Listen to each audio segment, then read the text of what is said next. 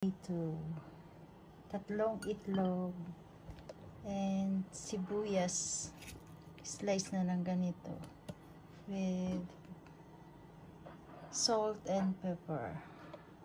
Simulan na nating i-fry ang isda, fish.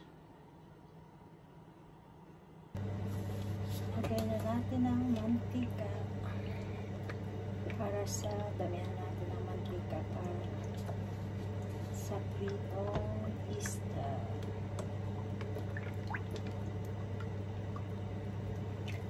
Yan.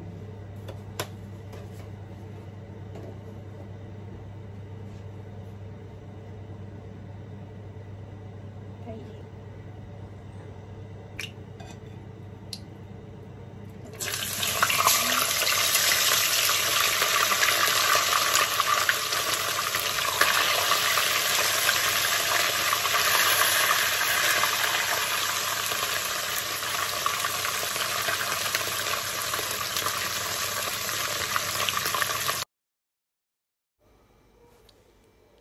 Ayan na, malapit nang maluto ang pritong isda.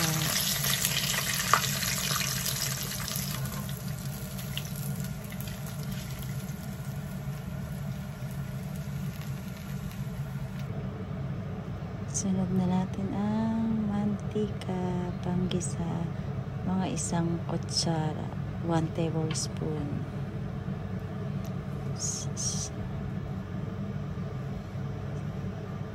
Painitin po natin ng konti din. Lagay natin ang bawang. Igisa ng konti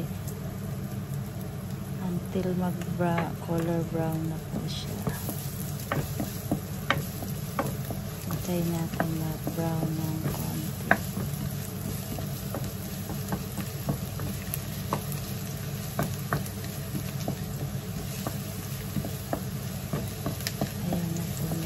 Nagpa-brown na siya. Then, brown na siya. Sunod natin ang sibuyas, onion, white onion po yun.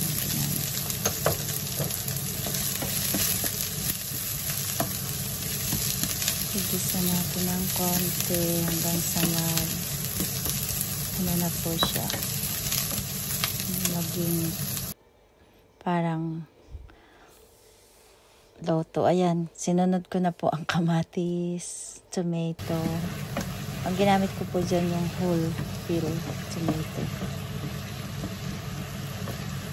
Pwede din po ang fresh tomato gamitin.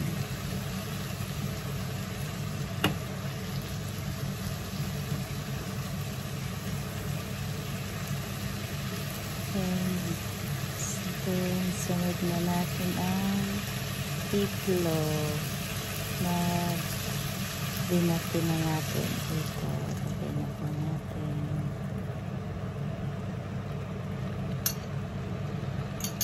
Wait lang po natin ng mga ilang mga 1 minute siguro yan hanggang sa naluto ang itlog.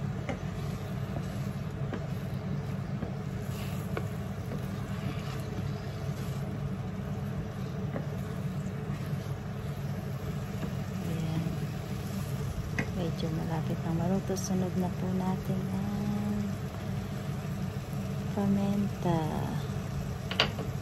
black pepper, and salt, asin po, and mga 1 tablespoon of patis.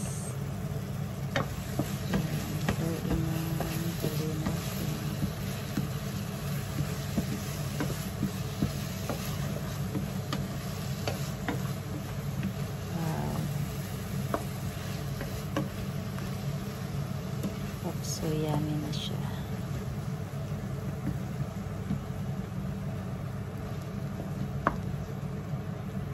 Then, dagdagan po natin ng mga 30 ml na tubig para hindi siya dry na dry po. Para hindi hindi siya dry na dry guys. Konting tubig para may konting sabaw. Yan. Almost done na po siya.